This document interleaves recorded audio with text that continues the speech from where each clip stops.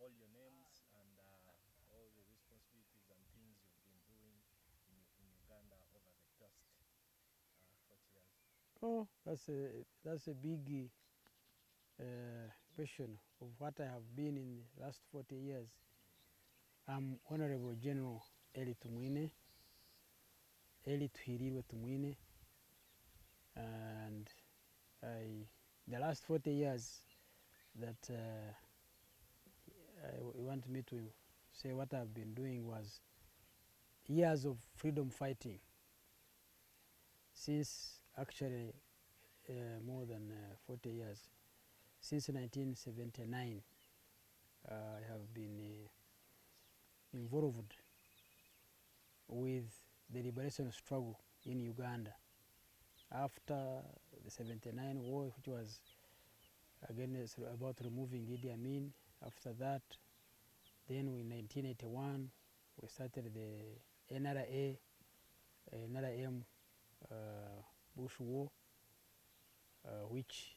in which we participated, and I became the overall commander. When we captured power, became the army commander, became Minister of State for Defense, served as presidential advisors, chairman general court martial, and member of parliament since 1986 to 2021. And now I'm senior presidential advisor on security. But more than that, that's for the official things. I have transited from being a young boy to a young man to a grandfather, which is important for me. And also, I'm a serious farmer, I'm a preacher, and I love preaching about spiritual things, and I teach young people and old people about what I think every citizen should learn, which I call knowledge for life, which is different from just academic knowledge. Knowledge for life is that knowledge which every citizen of the world need to know. And I find it very fascinating in relation to the liberation of our people, which is part of the freedom fighting. Because much of what we did was not about fighting with guns. That was once in a while when we would go to attack an enemy camp or what, but most of the time since then has been about teaching. Teaching to transform people's minds, teaching to make people focus on how to transform our society. Right from the beginning, and I like singing because the songs make a very short but memorable statement. I like what we used to sing right from 1981. Kibonge cha nini vijana wanahamia msituni, kibonge kibonge cha nini vijana wanahamia msituni. For those who don't know Swahili, it means why did the young people go to the bush? Walienda huko msituni kupigania wananchi, walienda huko msituni kupigania democracy. They went to the bush to fight for the people. They went to the bush to fight for democracy. They went to the bush to establish peace. So we would list them on why we went to the bush.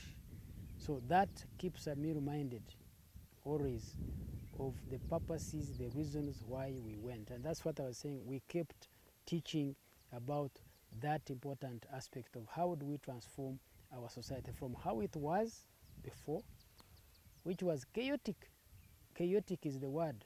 Actually, the preamble of the Constitution says Uganda in the previous years had gone through a lot of time, of trouble, a period which was characterized by instability.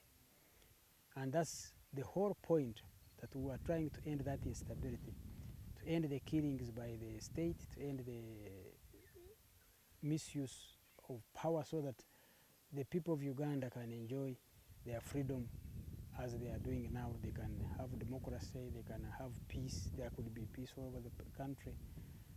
And fortunately, as we talk about 40 years back, we have seen it. We have seen that transformation, steady, sure progress that has happened, and we have seen a young generation coming up. I'm very, very proud of that, because as we celebrate, we are going to celebrate the 26th January soon.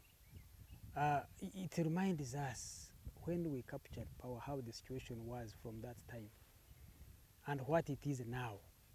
Really, what has taken place is something to be proud of, especially if you see the transformation, physical and beyond what can even be seen with eyes. If you fly over Uganda, and for me, like who likes to take photographs, when I'm like in a helicopter in the air, I take what is the photographs on the ground. When you move from Kampala to Kasese, when you move from Kampala to Busia, when you move from Kampala to Arua, the changes on the ground, how the country is being transformed physically, visibly, alone is very, very, very clear. Forget about those which cannot be seen, like education, and then the health of the people, how the children have all grown in much better conditions, the freedom and the freedom of the media, the freedom of worship, all those things which might not be seen visibly but which are known. And the challenge as we celebrate the NRM victory, the challenge, one of the weaknesses of the NRM revolution has been people not talking about it. We only talk about the bad things, and the negative people have really captured the platform, and they propagate a lot of negativity to the public and forget about a lot of positivity or positive things that have been done, and which I have always worked hard to ensure that people know what are the achievements of the NRM revolution, what has been transformed.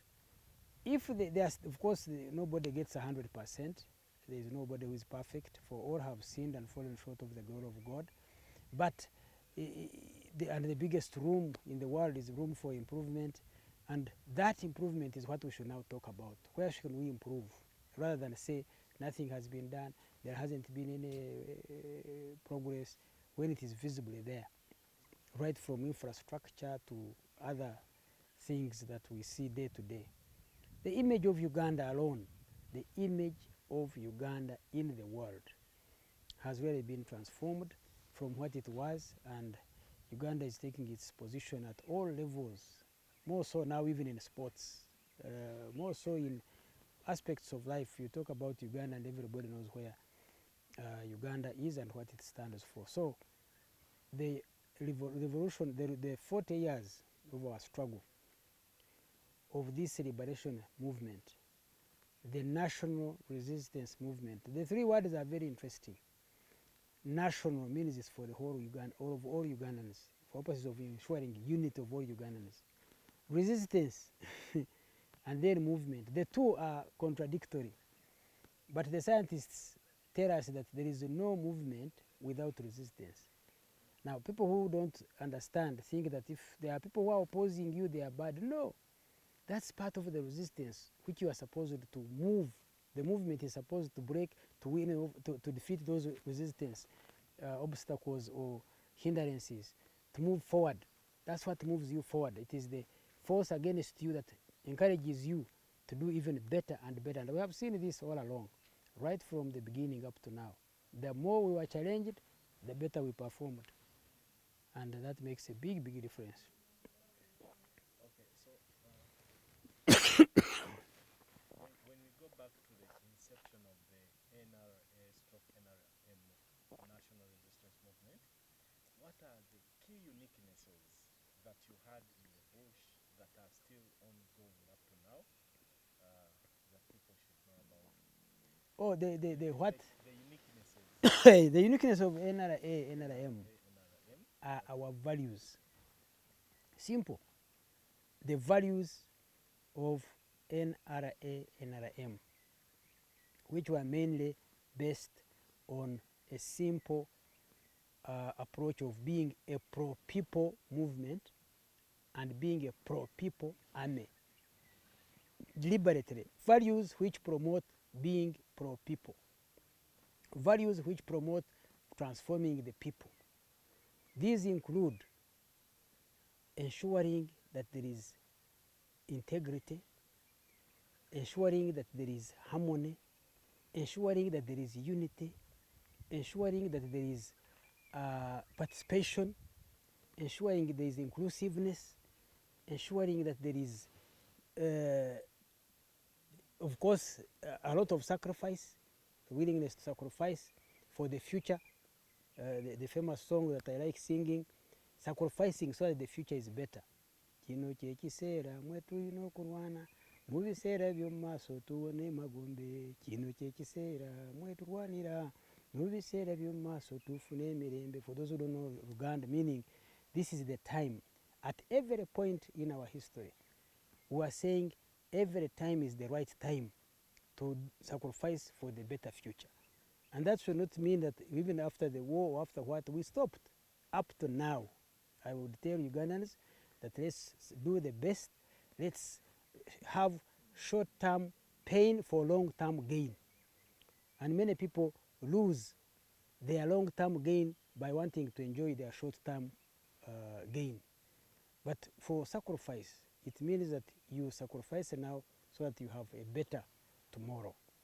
And I really want to take this opportunity to share, for example, my message which I'm sharing with people this year. And I'm telling everyone to deliberately determine to enjoy life this 2022. And the key word there is deliberately. You deliberately choose to do that, and it's a choice. Life is about love, choice, and sharing. But if I'm about love, if you do something with love, if you love God, love yourself, and love others, that will guide your choices. And your choices are the ones which determine what you will be, or what determines what you are now. Choice. Choice is the most important, one of the next important words of the three, which says that what we chose to do. For example, we chose to say, let's take a course that was tough, that was difficult, but which will save our future. That was by choice. And I call my gun Owesigisire, meaning that if the way you make your porridge, Owesigisire Alshoma, is how you will drink it. So my gun was that I willingly offered myself, and therefore, whatever happened, it was my own choice. Now, choice, to deliberately choose to enjoy this year is your choice. If you choose not to enjoy the world will enjoy you. And if it needs sacrifice for now, for having a better tomorrow, it's a choice. So please, with all that we have, the situation that we have now, where there is peace, where there is freedom, where there is harmony, it's up to what you choose. If you choose to look at the negative, a lot of negativity is around. If you choose to see the positive, a lot of positivity is around. And it goes with even couples or married people. If you look for your spouse, you only look for the negative, you'll find too much. But if you look for the positive, you'll find also too much. And it depends on your choice. That's why I'm saying the word choice. You choose deliberately for your life what you want to do. That's why you should be responsible for whatever you choose and take that responsibility. And if you don't choose, the world, in Christianity we say we fight against the flesh, against the devil, and against the world. They will pull you on Bernice and a stand. It was on Bernice and a stand. They are always there to pull you away from the right thing. But it is never too late to do the right thing. Any time is the right time to start doing the right thing. And therefore, deliberately determine to enjoy this year, 2022, and all that has passed, all the behind years that we have finished, can be made more blessed by what we do in the next years. That those have passed, but in this year, let's move forward. That's why we say Songa Mbere, move forward. God created human beings in a special way, with the eyes, the ears, the nose, the mouth, the hands, sexual organs, the leg, all pointing in one direction. He could have put something, some eyes behind to look all around, and ear, the one ear up and the other facing this. But he deliberately made us move forward, and not muscles behind to push us. So songa mbele, songa mbele. That's why I have been singing. There's going to be so much talk. Abogera abogere, Uganda songa mbele. Abogera abogere, Uganda songa mbele. Abe basebe bake, Uganda songa mbele. It's your choice. It's what you choose that will help you, now and in the future. And it is what will determine what you will become. Thank you so much, sir, for sharing that. Then one of my last questions would be, still going back to the 1981-86. I hear you say UPDF became a pro-people army. Why did it, what was the background? What was the background? Why did Yes, the actually, the background, what makes UPDF or NRA unique? That's a very, very good question that I enjoy answering. Yes, we had had previous armies. We had had the tribal armies, the kingdom armies before. We had tribal armies, kingdom armies, then colonial armies, and after that, we started with having the colonial army. We are even called the King's African rivals. King George, not our king. And then Uganda army, and then UA and UNRA, who had become ant people. You ask all people of old age, they will say, you look at a soldier, run away. Don't come near. And soldiers meant danger. So that situation was the most dangerous, which needed to be changed. And therefore, we deliberately, I like the word deliberately now, purposefully focused on how do we transform the young people to have a new type of armed force, the pro-people's army, and the pro-people's politics, and pro-people's government, and pro-people's ideas and strategies. That's the test. If something is not pro-people, then we are stand against it. And that philosophy has worked and has created a new type of armed force with discipline, with responsibility, and working together with the people. We even heard the songs, we said, kazi ngumu tunayofanya na wananchi wenyewe, tutampiga adui na kumufukuza Uganda. That a good work we do with the wananchi. The good work we do with the population, because our work has always been in close touch with the people. That's what makes it unique. And it has proven worldwide to be a special type of armed force, and that's what has made it be successful on the continent of Africa, to be reckoned with. That new transformation, that basic guideline of the doctrine of the NRA, whose values are based on making sure that whatever you do must be pro-people. Okay. And one of my second last question, I understand, we are targeting the success of NRA, and it comes way back in 1970s up to now. So what are the places that you commanded during the 1981-86 war, and what made it a success from your point of view? Like, because I understand you commanded from around Jade. Yeah, you can speak about. Well, the area of 1881 to 86, we commanded. I started right from Kawamba. I commanded section number 2, which captured the quarter guard, and later on I commanded a unit called Kabarega, which was controlling the area of Kapeka area, and then I later on became, when I got injured, when I came from hospital, I was made the logistics officer of the NRA, and later I became the overall commander of NRA until we captured power, and I was made army commander of Uganda, of NRA, and eventually which now became UPDF, and became Minister of State for Defense. So, but during the war, those were the responsibilities I held. And it was mainly about not mine alone, but how we all worked together, how we contributed to the success of the NRA by each one putting in whatever he could put in. And we are grateful that even there, although some of our colleagues died, but they didn't die in vain. Their children have lived to see why their parents died, or those who survived, and the few who are still alive have seen what God had enabled us to do and contribute to. Whatever little somebody contributed, whether a soldier, whether mwananchi or who, that little contribution for the liberation struggle has brought good results. Thank you so much. Is there anything else you would like to mention that I didn't ask about? No, the one which I would like is to encourage everyone, especially the young generation. Let them not despair by hearing all the negativity that is in the media. Let them look out on how to organize themselves. Let them organize. The future belongs to the organized and disciplined. Disaster awaits those who are disorganized and who are indisciplined.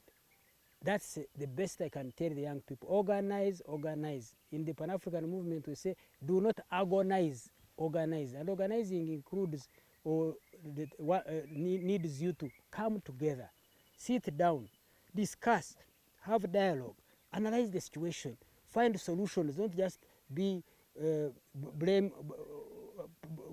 putting blame on everybody. I hear you blame government, blame all people. No, blame yourself.